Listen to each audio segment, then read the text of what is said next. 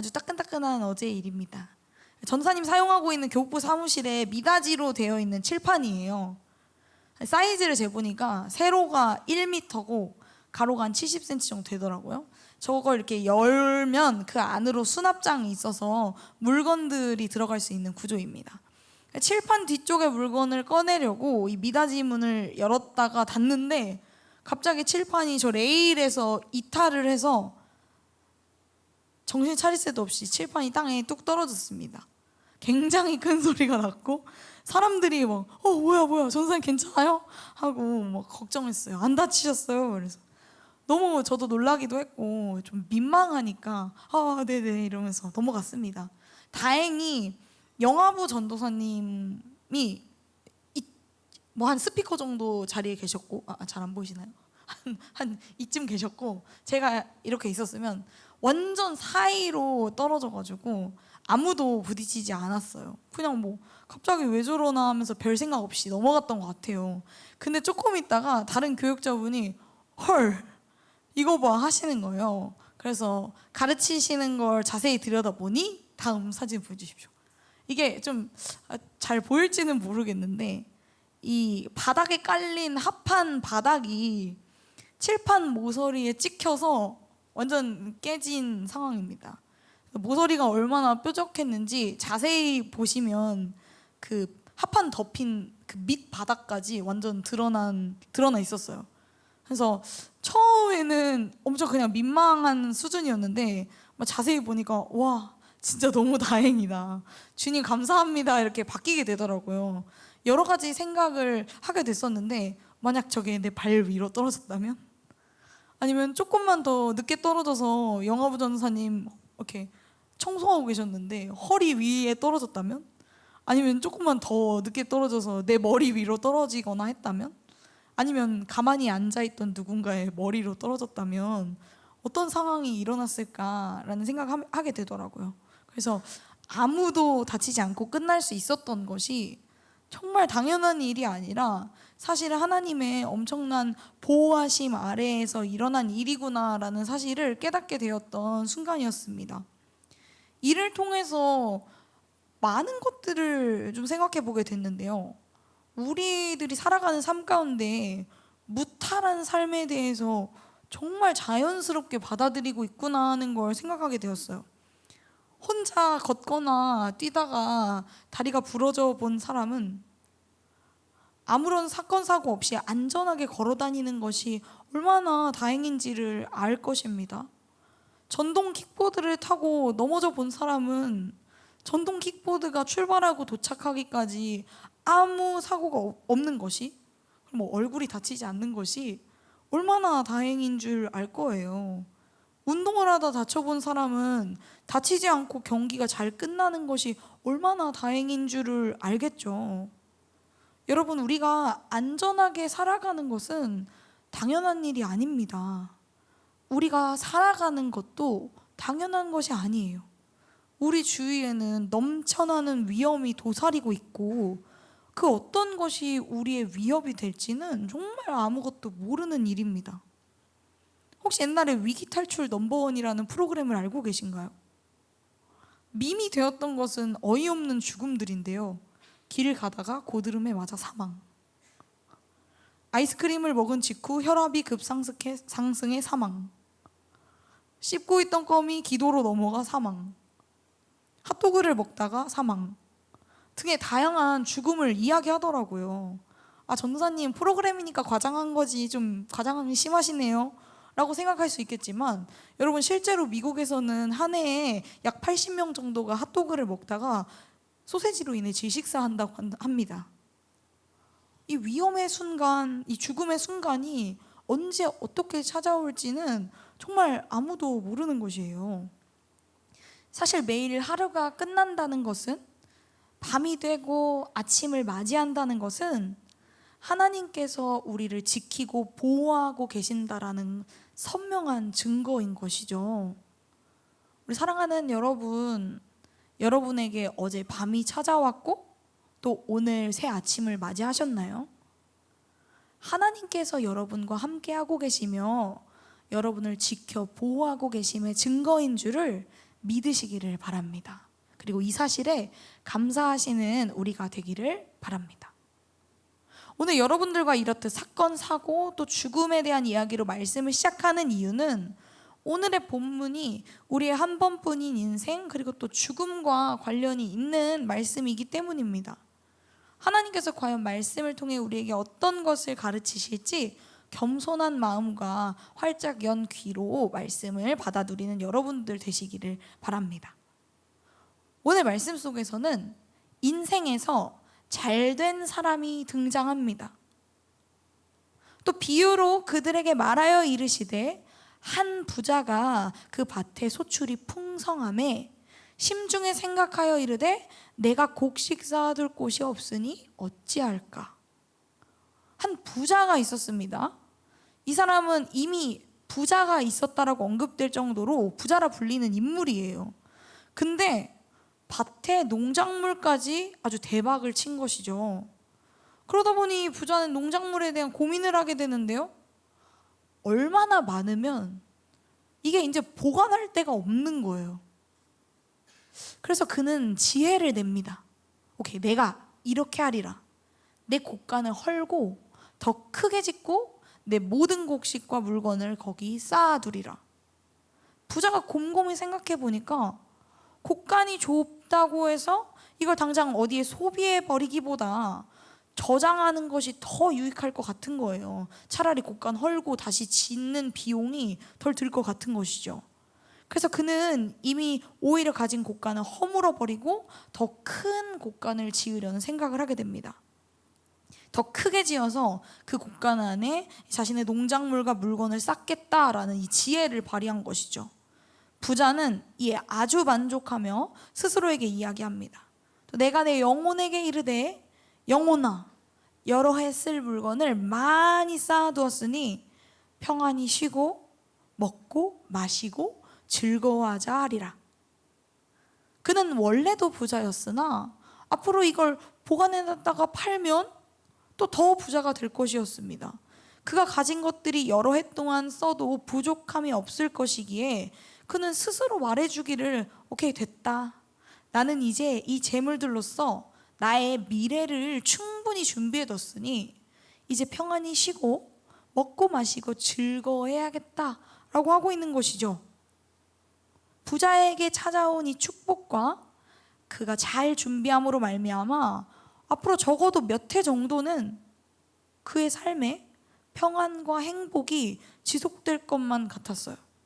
어쩌면 더 오랜 시간일 수도 있었겠죠.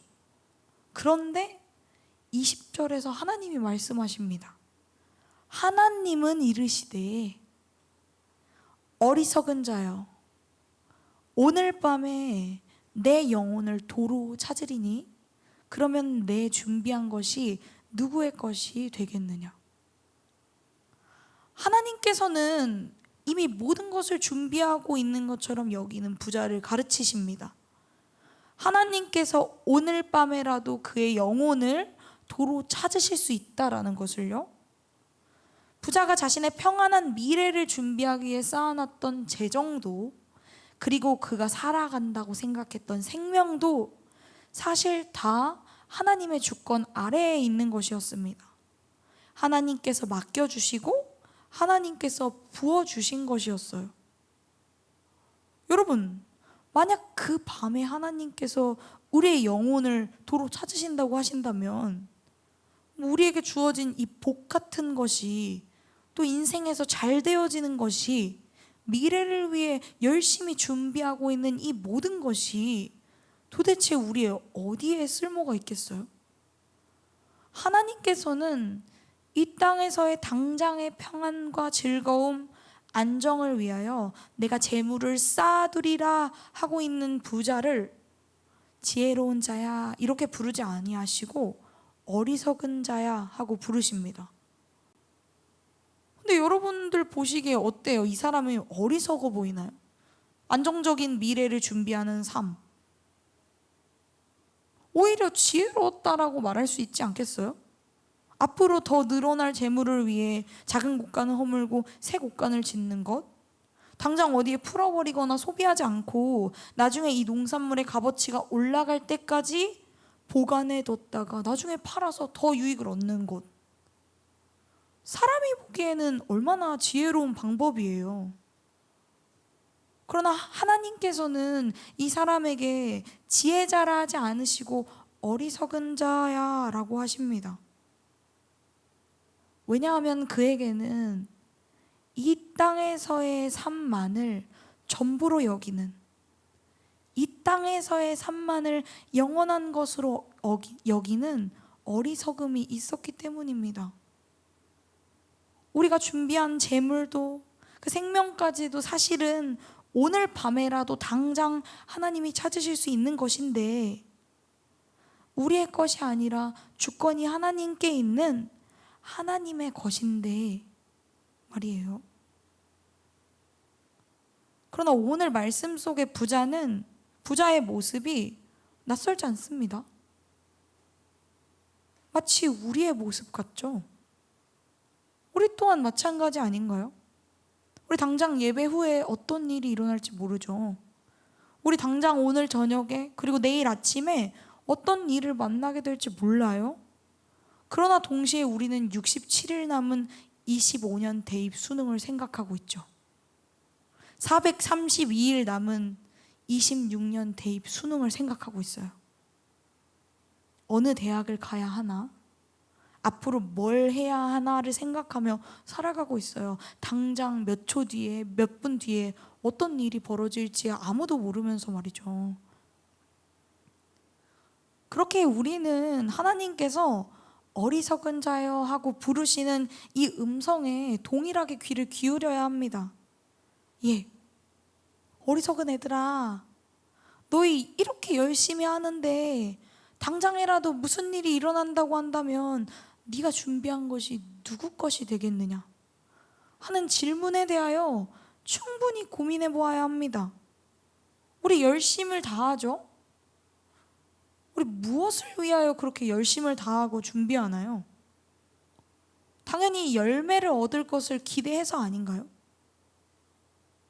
만일 죽을 열심히 써서 남 줘야 된다고 한다면 열심히 준비하고 공부한 나의 입시 결과나 나의 어떤 작업물이나 미래를 남이 수고도 없이 거둘 것이라고 한다면 우리가 받아 누리지도 못할 열매를 위하여 죽도록 최선을 다할 분이 계신가요? 누가 그렇게 할 수 있겠어요? 전도사님, 누가 그런 바보 같은 짓을 해요? 하시나요? 근데 하나님께서 그 바보가 우리들이라고 이야기하고 계세요. 어리석은 자요. 하나님께서 우리를 어리석은 자로 칭하시는 이유가 또 한 가지 있습니다. 누가복음 12장 21절 말씀입니다. 자기를 위하여 재물을 쌓아두고는 하나님께 대하여 부요하지 못한 자가 이와 같으니라. 우리는 한 치 앞도 모르니 우리를 위하여 아무것도 준비하지 마세요. 다 허무한 것이니 쓸모없으니 거두지 못할 수도 있으니 열심히 준비하지 말고 다 버리세요 하는 이야기가 아닙니다. 우리를 위하여 재물을 쌓을 수 있죠. 있다면 쌓아야죠. 미래에 대하여 당연히 대비하고 지혜롭게 준비해야 하는 것은 당연히 성실히 해야 할 일입니다. 그러나 우리는 이 땅에서의 삶만이 끝인 것처럼 준비해서 안 됩니다. 하나님께서 이에 대하여 어리석은 자여 하고 부르시는 거예요. 나를 위하여는 재물을 쌓되 하나님께 대하여는 부요하지 못한 자, 그 자가 바로 이 땅에서의 삶만이 전부와 같이 여기는 자가 바로 어리석은 자입니다. 이제 다 준비하였다 생각하며 평안하기를 바라지만 진정 죽도록 힘써 손에 쥔 것은 그날에라도 당장 찾아가실 헛된 열매일 수도 있습니다. 그렇다고 한다면 여러분, 우리가 어떻게 해야 어리석은 자가 되지 않을 수 있을까요? 도대체 어떻게 해야 우리가 어리석은 바보짓을 하는 것이 아니라 받아 누릴 열매를 준비할 수 있는 자들이 될까요? 해답은 또 우리가 함께 읽은 말씀 속에 등장합니다. 시편 39장 6절 7절 말씀이에요. 진실로 각 사람은 그림자와 같이 다니고 헛된 일로 소란하며 재물을 쌓으나 누가 거둘지는 알지 못하나이다. 여러분, 우리는 우리의 존재를 정확하게 이해할 때에 허무한 것이 아니라 바른 것을 구할 수 있습니다. 시편 말씀은 이 사람의 존재에 대해서 이렇게 이야기해요. 그림자같이 다니고 헛된 일로 소란하며 재물을 쌓으나 누가 거둘지는 알지 못한다. 우리의 존재란 쓰러지는 그림자, 빛만 밝게 비추거나 아니면 어둠이 찾아오면 사라지는 그림자와 같은 유한한 존재, 헛된 일로 온통 소란하면서 열심을 다해서 우리의 원함을 가득가득 채우지만 결국 죽음을 마주하게 될 그런 존재라는 것입니다. 이런 존재가 우리가 그저 우리의 원함을 위하여 미래를 준비한다면 어떻게 될까요? 앞서 누가복음에 등장하였던 끝을 모르고 그저 헛된 것을 가득 쌓으려 했던 부자와 같이 어리석은 자로 남을 뿐입니다.